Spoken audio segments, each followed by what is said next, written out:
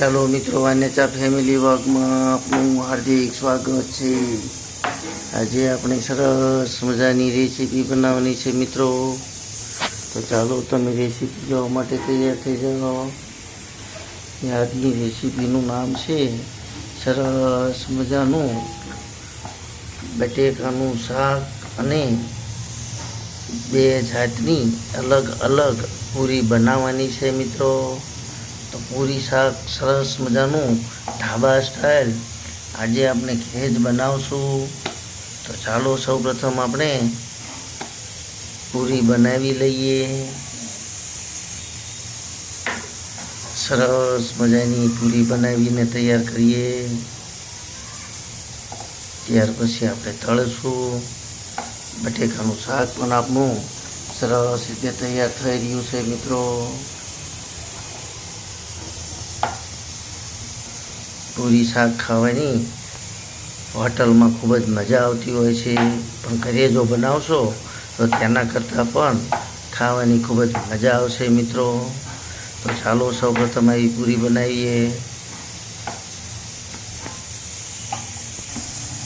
તો ચાલો મિત્રો, આપણે આવી સરસ મજાની સફેદ પૂરી બનાવી લીધી છે। તો અને પીળી પૂરી પણ બનાવવાની છે।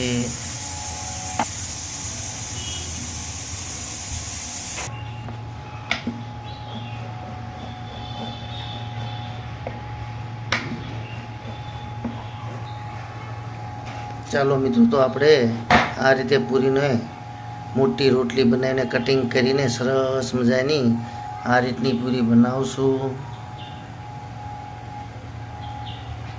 અને સરસ મજાનું બટેકાનું શાક બનાવવાનું છે મિત્રો। તમે પૂરેપૂરી રેસીપી જોઈજો। આજે આપણે પૂરી શાકની ઢાબા સ્ટાઇલ જમાવટ કરવાની છે મિત્રો।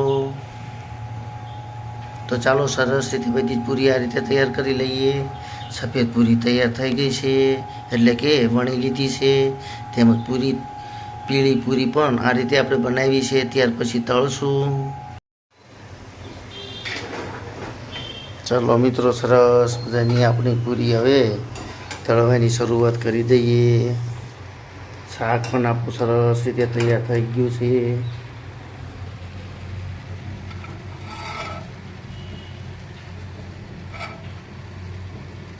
તો ચાલો હવે આપણે સરસ રીતે બધી જ પૂરીને તળીને તૈયાર કરીએ, પછી ખાવાની જમાવટ થશે મિત્રો।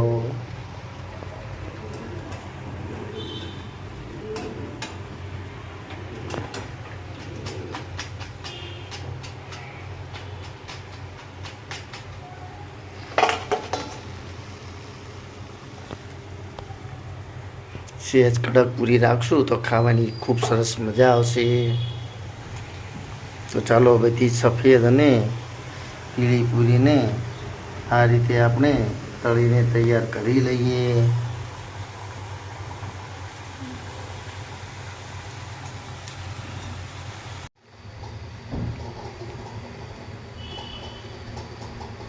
ચાલો મિત્રો, તમે જોઈ રહ્યા છો સરસ મજાનું ઢાબા સ્ટાઇલ સરસ મજાનું બટેકાનું શાક છે અને સરસ મજાની પૂરી આપણી થઈ જઈ છે તૈયાર મિત્રો।